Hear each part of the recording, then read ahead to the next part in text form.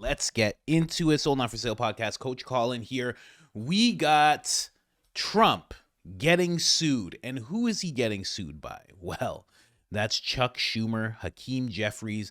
The DNC, they're suing because they want to keep non-citizens voting. Now, I know that sounds sensationalized, but that is actually the case. But they're not just suing Trump.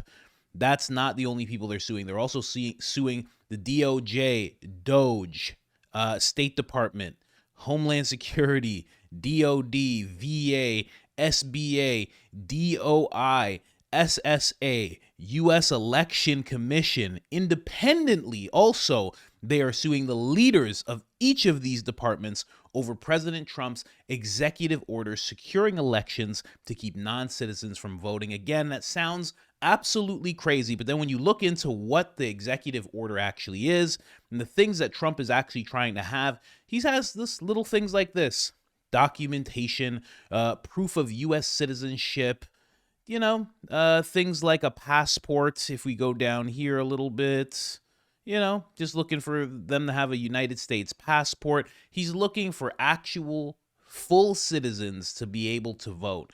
And that has thrown the Democrat Party, into a big tizzy. So much so, and listen, this is where it all started. I'm going to be showing you. I'm going to play the clip of Joe Rogan talking about the whole thing.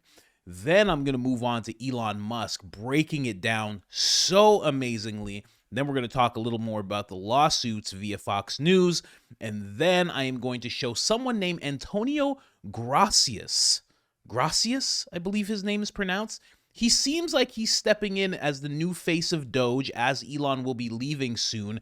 And he has a whole lot to say about this situation. Some things that he just found absolutely mind-blowing. But let's start with the Rogan clip, and then we'll get into the rest. You should be nice and calm and slow. You're a regular guy, just going about your day. Well, by definition, these people aren't making the wisest decisions, probably. So who do you get to drive your car filled with? You got to get a crazy dude. It's not as easy as you'd think. You gotta. You can't just put a Craigslist ad up or whatever. Right. Like, I'm sure you gotta go through some sketchy channels and to now get there. This Tom Homan guy sending everybody across the border, you can't even get the Mexicans to do it anymore. Oh, Jesus. I mean, that guy is. It is funny where like I get where he's kind of like the guy you'd want if you're like, we need a hard in here to do this. But when you do start getting these concerns about due process, I mean, his response, it was in some interview where they were asking him about due process for the people he's deporting, and he's like, what's the girl? Where was a good due process for Laken Riley? For Laken Riley. Where was the due process for her? And you're like, yeah, but dude, that's not what due process means. You gotta be sure. Obviously, murder victims don't get due process. That's why it's illegal to murder somebody. And even, by the way, in that case, her killer got due process and then got convicted of murder. You know what I mean? Like, that's the whole point. And there's just... That was Tom Homan's point to that whole thing, is the fact that the person who took the life gets due process, but she didn't get the due process of him coming into the country legally and being vetted and being seen for all his past crimes and getting denied access and having that not happen to her. That's what Tom Homan means when he says, where's the due process? Again, like I was saying, it seems there's a few moves that the Trump administration has made so far, and I don't know who is in his ear and who has convinced him to pursue this policy. But like, again, if you wanted to pursue like mass deportations, which I understand, I think there's a strong case. I mean, look, he's done a great job of stopping the flow, which was job number one. And that was his best line at his State of the Union, where it was like the Democrats kept saying we needed legislation to close the border. Turns out we just needed a new president, which is shockingly true. Like, it is unbelievable how it went from record high border crossings under Biden to record low border crossings over Donald Trump. Yeah. And I do think that so much of that is just that it's a real difficult journey. And if people feel like, oh, Trump's in there, obviously we're not going to be allowed in, then they just won't go through it. I also do think that Donald Trump is fundamentally correct with his idea that, like, you don't have a nation if you don't have borders. Like, you can't listen. The idea, at least, I'm not saying this is really how it works, but the idea is that we're a free country because we have self-government, and in other words, the American people get to decide how many people we bring in here and how many we don't. And that it's at this point, nobody actually knows the number for sure, but it is north of 30 million illegal immigrants in the country. But my God, if you wanted to start deporting people who are legal residents, who are not violent criminals because they wrote a pro-Palestinian op-ed, you're diving into the most contentious issue and then picking one side of that. And then like, this just seems like it's almost as if you're trying to poison the possibility to ever really have mass deportations. It just seems so counterproductive by his own stated goals. And well, there's so many layers of it that are hard to unpack for the average person. What's really hard to unpack, especially for like tried and true blue no matter who Democrats, is this idea that they were bringing people into this country, moving them into swing states, getting them on Social Security, giving them money and incentives and all sorts of government programs that would get them eventually to be voters. Yeah. And these voters would vote for that party and you'd have a unit party. So in that sense, that's the big one that a lot of people that are left-wing people have a really hard time swallowing. They don't believe that's true. And they'll take it, well, what about when Texas sent those people up to New York? You know, the governor of Texas sent people to New York. Right. But do you know that New York's not a swing state? Yeah, he did that. But why did he do that? He did that as a big you to New York for the government to turning a blind eye to the problem at the border and saying, okay, you think this isn't a problem? I'm going to send this problem to you. It was to you have a expose their sanctuary hypocrisy. state? Yeah. You have a sanctuary city? Oh, that's cute. I'll send you thousands and thousands of people that you're going to have to take care of now. And they did. And then that's even weirder because then they took over luxury hotels and they had to deal with it. I think Pakistan owns one of those hotels. Oh, is that? Yeah. I didn't know that. Who owns the big one that was in that fucking Jennifer Lopez movie where she was a hot maid? Remember that movie? Made in Manhattan. I never saw it, but I vaguely remember. I watched it recently with my family. It's the Roosevelt. Pakistan owns the Roosevelt. They were sent $58 million. So basically, they didn't update anything. Pakistan just received the money, basically, and that was through USAID. It's the most ridiculous thing. She's at 10. And she's just like this poor little sad maid. Pakistan International Airlines has owned the structure. They own the Roosevelt. So the Roosevelt's an iconic hotel in New York City, and they get paid by the federal government, or they did get paid by the federal government to house immigrants there. And they give them food and they give them money. They give them, and like, what are you doing? Like, if you're allowing these people to vote in regional elections, okay, you've essentially now you've bought regional elections, and if you want them to eventually become United States citizens and give them a pathway to citizenship, which all good people would want, Dave Smith. Right. Okay, now you have voters, and if you do that en masse, which they did, they brought people in this. They invited people, helped people. The Red Cross was like giving them maps, like this is how you do it. They had stops along the way where you give them water and you walk right through, and everybody just gets to be on a bus and you get shipped off to swing states. That literally happened. And people on the left do not want to address it. They want to deny it. It was an attempt to take over.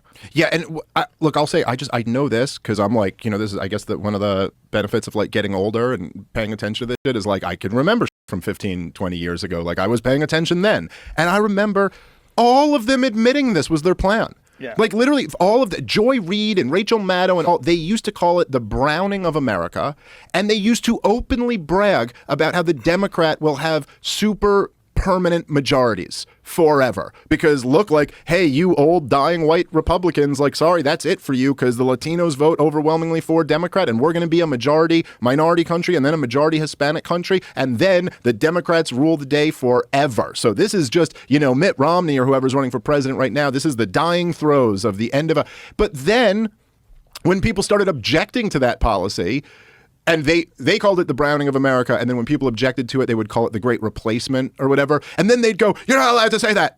That means you're a Nazi. And you're like, but I just heard you saying it. Like 5 years ago, I heard you saying this. You can't use the term replacement theory. And so there was this weird, and then there was also the, one of the other big tells of this was the way they attempted, which really failed, but the way they attempted to make voter ID like a toxic racist policy, which was the logic of it just collapses on itself because if it's, first of all, it seems like some bigotry of low expectations to imply that black people are like, just can't figure out how to get ID. Do you remember Kathy Hochul saying that they don't know what computers are? Yeah, that's right. Yeah. Do you remember that video? That is the craziest. I think you sent First me of all, it. The guy. human being has a computer in their pocket. Dude, what was the black dude who made that video? It was the funniest guy. I think you sent it to me, but he was like, there was like a computer, and he comes in just dancing around it, and he's like trying to bite it and stuff too. It was so goddamn funny. Where you're like, that's literally what you're saying. Like, I don't know. And it's like spliced, like on the left side of it is her explaining that black people don't know. Looking at These it black like inner city kids, they don't know what a computer is. Well, but then I mean, like just like using the most basic logic, you'd be like, okay, wait a minute, but like, so if requiring ID is racist, then like we got some other really big problems in this country that we should be looking at. Like, well, not only that, but it's in the fact that they pulled that off, and then a couple of years later, they're like, you don't need ID to vote. Yeah. Why do you need ID to vote? That's racist. In California, you're not allowed to show ID. You're not allowed to show ID. So, like, come on. I mean, listen, obviously, this is, like, there's a reason for all of this. It's not, they didn't just pick showing your ID voting and decide to make this the issue that they harped on and tried to pretend you were somehow racist or you were somehow infringing on voting rights by requiring an ID. And so, look, like, this did a couple things happen. Number one, it totally turned public opinion against this level of crazy immigration. And number two, I mean, Donald Trump ended up winning a bigger percentage of the Latino vote than I believe any Republican in my life, which is really, I mean, especially after Tony Hinchcliffe. That's pretty wild. I think Tony Hinchcliffe, he might have gotten him more votes. It seemed like, listen, nobody takes a joke better than Puerto Ricans, by the way. So that is what they were talking about, and I want to just expand on that. That's what Elon Musk, the clip I'm going to show you there, and a couple of other clips that I'm going to show you are going to expand on, because, sometimes people think Joe's rambling, but I can tell you something, he is not. This is very real, and Elon Musk recently uncovered it in a big way alongside, again, I believe his name is Antonio Gracias. That's actually his name. He's a member of DOGE. He's actually CEO and co-founder of Valor Equity, and seems like a solid guy. If Elon's gonna leave and it ends up in this guy's hands, he seems like he's pretty solid. So check this out as they break everything down. At this point, tens of billions to attract and retain illegals in the United States. It's really on that scale. It's a gigantic number, and the goal is to turn all the swing states blue. That means Wisconsin. So that's the goal. So with the asylum program, if they can get a green card within a year, and then they can get citizenship as quickly as 4 years after getting a green card, because the first year of being an asylum counts for the 5-year citizenship waiting period. So this is a very big deal. A number of friends of mine have actually joined the government in order to help with this process. And I'd like to welcome my friend Antonio Gracias to the stage.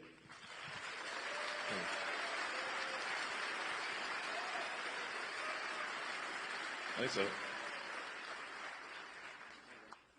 Does it work? I can give you mine. Does it work? It'll be okay. I mean, Buzz Aldrin's still alive, and he went past the belts. Is this working? That's on. Yeah, there you go. So, Antonio, can you tell us what you... Antonio's helping out with the Social Security.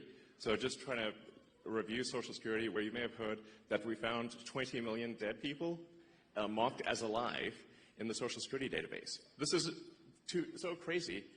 And then you'll notice there's a strange trend here where... how many Social Security numbers were issued? Do you want to? Yeah. So let me tell you what happened here. We started at the top of the system.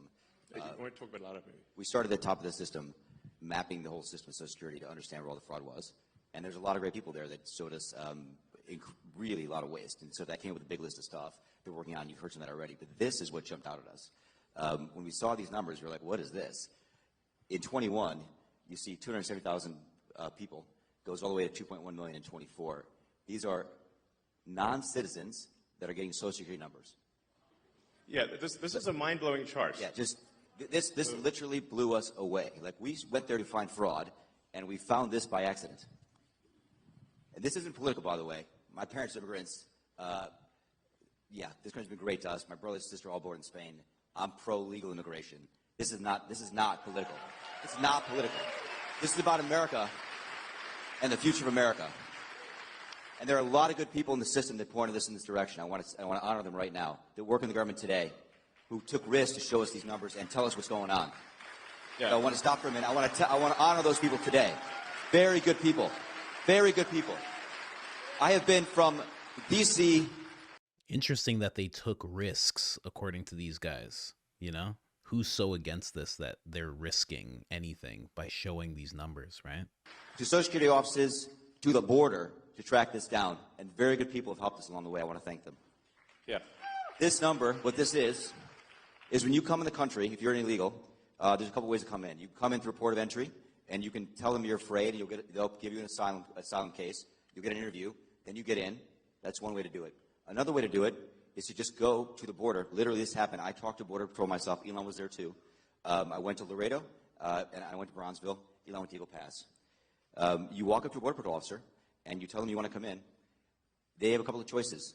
They could charge you with a misdemeanor or a felony under 1325, or they can make it an administrative offense, like a parking ticket, basically. They were told to do that, make it an administrative offense under the last administration. And then you can walk across the border. They do what's called a release your own recognizance, and they give you an NTA, notice to appear, which to appear to judge. The wait times on judges are like average 6 years. Look at Grok, you'll see it on immigration judges. There's only 700 of them. This is 5.5 million people. Okay? So what happens then? Once you're in the country and you got asylum through one of these pathways, and we've mapped the whole thing out, you can apply for a work document. You file a 765. It's the work form. You get this form called the 766. That's the authorization. And then Social Security Administration automatically sends you in the mail your Social Security number. No interview. No ID. This is worth, just... This is exactly what they said was not happening. While Trump was campaigning 2 years ago, this was not happening. This was not a real thing. It was absolute nonsense. And anyone who suggested this was just a silly person, just draped in tinfoil, tinfoil dunce cap. Just reiterating, it's not people sometimes think that under the Biden administration that he was simply asleep at the switch. He wasn't asleep. They weren't asleep at the switch. It was a massive, large-scale program to import as many illegals as possible, ultimately to change the entire voting map of the United States and disenfranchise the American people and make it a permanent, deep blue, one-party state from which there would be no escape. Look, if I hadn't seen this myself, I'm not sure I believed it. I went through it myself and mapped it, and Elon is right. This is true. The defaults in the system from Social Security to all of the benefit programs have been set to max inclusion, max pay for these people, and minimum collection. That's what's happening. We found 1.3 million of them already on Medicaid, as an example. We've gone through on every benefit program we went through, we found groups from this particular group of people, this 5.5 million people, in those benefit programs. And then what was really, really disturbing us was why. We're asking ourselves why. And so we actually just took a sample and looked at voter registration records. And we found people here registered to vote. In this population, yes. And who did vote. And we found some by sampling that actually did vote. And we have referred them to prosecution at the Homeland Security Investigation Service. Yeah. Already. That is already happening. Right now. Yeah. And the truly... You know what's sad about that is that those people, a lot of them coming in, they more than likely didn't have a nefarious plan to vote, but they had people just saying, oh, so we can register you to vote? Would you like to register to vote? Knowing that they shouldn't be doing that with those people and that they should be checking into them a little bit more. They're just like, you have what it takes. Oh, you have social? Okay, you have work? Okay, yeah, so you can register to vote. That is on those people. They should really figure out who was registering those people to vote. And I get it. You gotta go after the people that actually did it, because that there is a crime in that.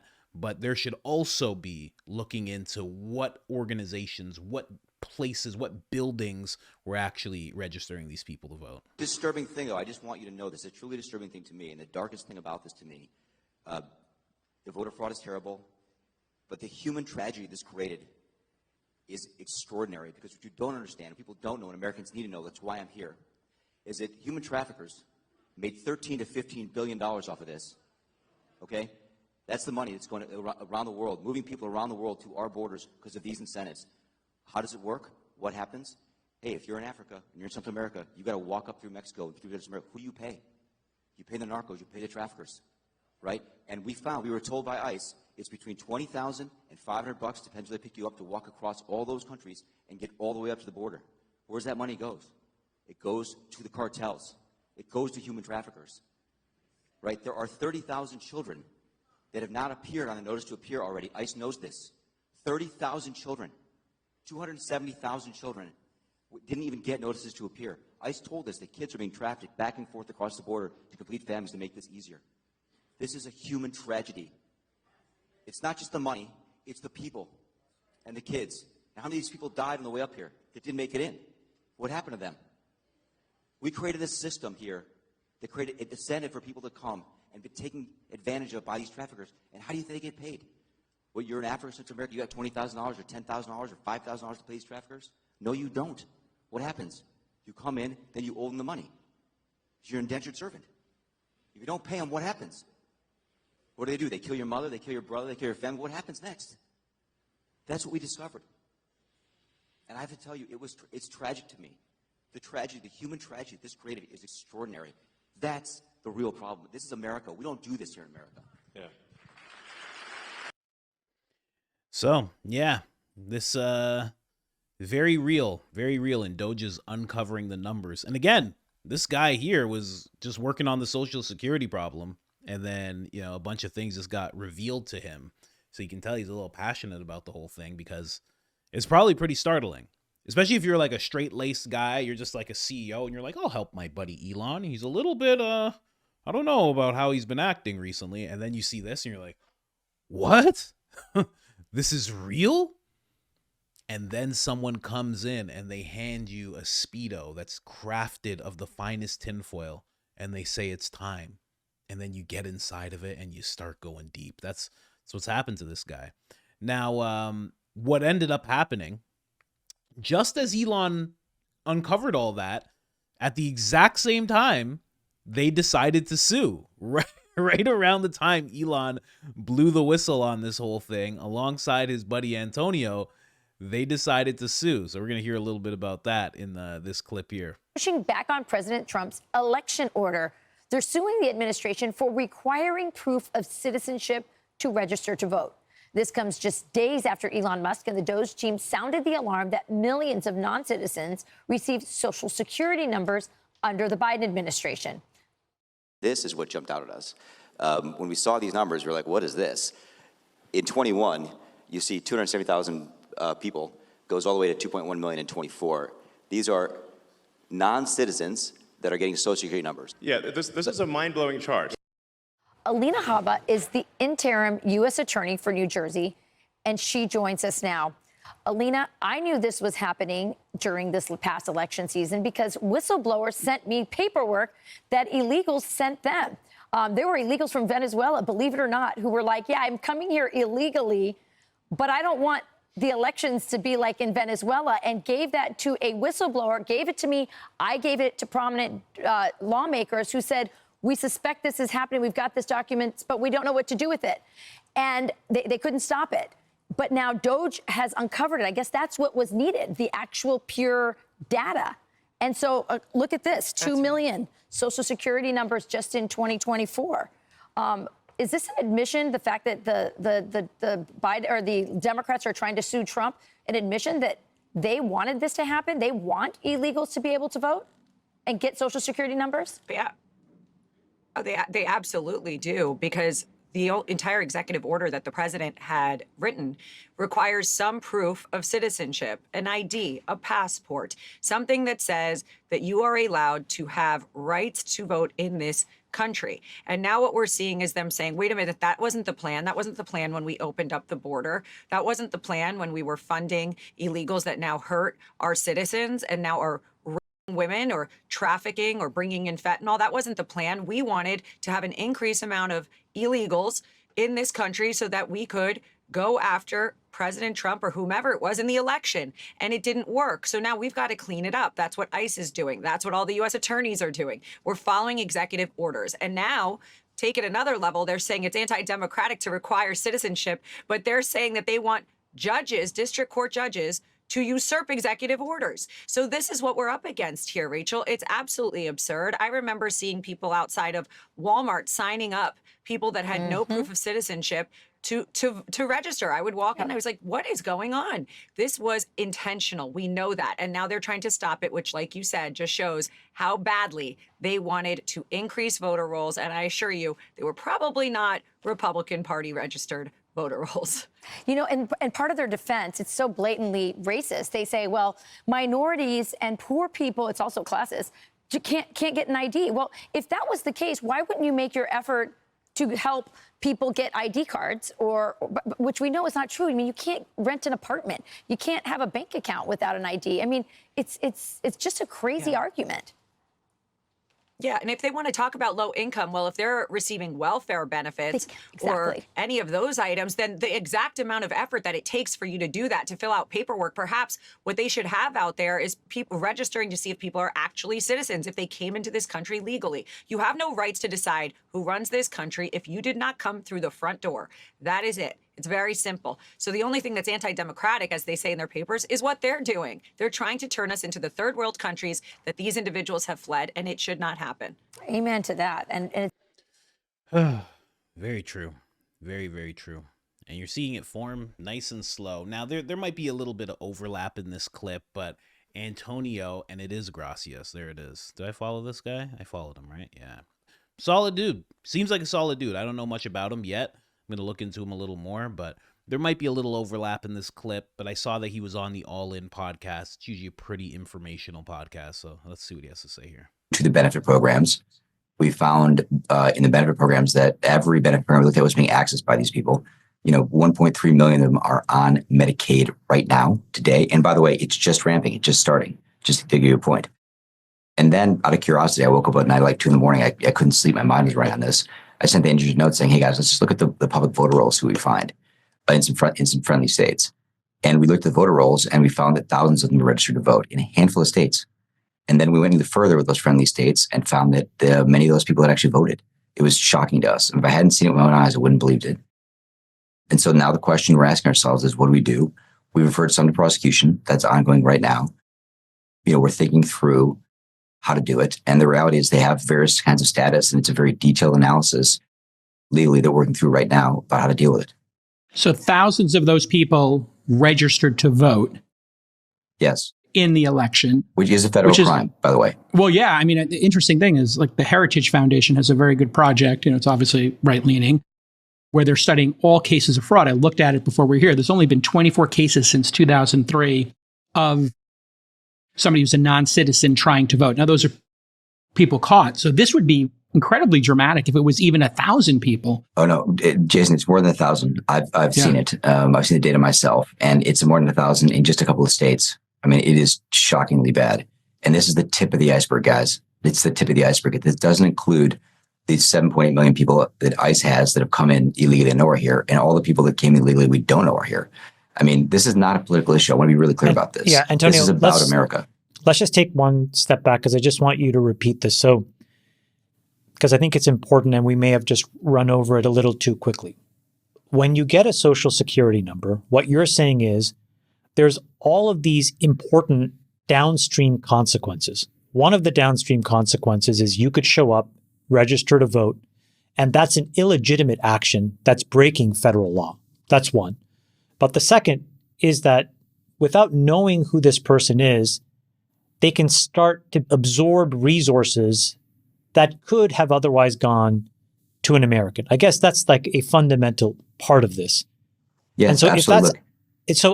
How do you quantify that? Can you just maybe explain it a little bit more about all of the different ways in which you think now, the United States ends up leaking services to these folks? And also they could be contributing too, right? They could be paying taxes into the system. And so I guess there's both of those possibilities, and both of those have fingerprints to mop. So yeah, good question. Look, we need to figure this out. Oh, they could also be paying taxes, and they could have actually went to law school and actually done some pretty incredible things. One of them might be a rocket scientist right now, and he could be helping Elon Musk fly to Mars. And the other one could be the second coming of Christ. So we really gotta keep it's kind of both sides here. Okay. This is it's massively complex. You can see the map I have on the whiteboard in our office. It's huge, and we're figuring it out right now. But let me just tell you this: in every benefit program we looked at, and this is just a handful of states, we found people on all the benefit programs, and we found them on unemployment, we found them on Medicaid. So, Jason, to your point, the people on Medicaid and unemployment, they're not contributing. They're taking out, they're mooching, right? Sure. There are criminals. I mean, look, we sent this data list to the National Targeting Center. I don't want to get too far into the data, but I can tell you they found hard hits in the Targeting Center of very bad people, criminals and people on the terrorist watch list that are in this group. And so, yeah, I mean, it's a problem. We got to figure out how to deal with it. And of course, there are people that are also, have jobs and paying in the system. That's also true. All these things are true.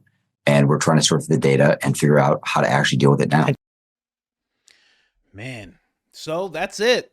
That's it. I've been covering this topic for quite some time, and it's no more just Joe Rogan just talking a bunch of smack with his friends, and who knows if that...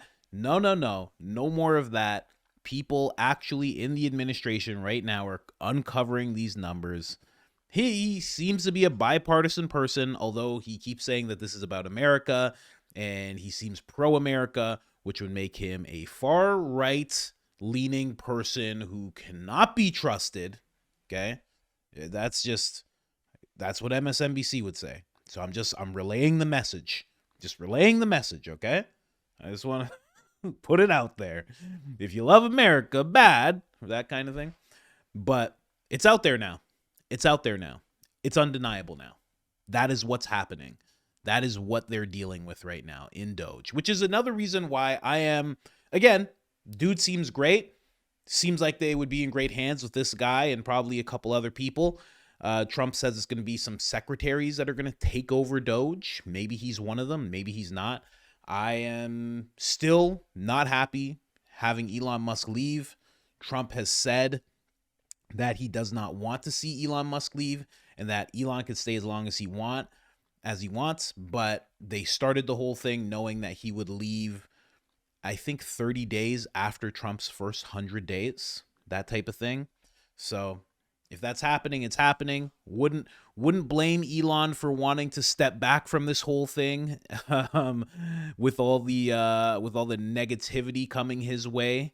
But I think somebody needs to be in there that's the richest person in the world that can't be bought by any measure. And this guy's pretty rich too. I mean, let's not front. The guy's a CEO of a equity company of sorts, so he's probably pretty well off as well. But just sad to see Elon leave. But there you guys have it. This is no longer this. Sadly, I'm sad to see it go. But every now and then we have to let these things go. We take this theory is now being stripped of its tinfoil. It's like Pinocchio. It gets to go off into the world, and it's just a real theory. It's just an actual thing that's happening.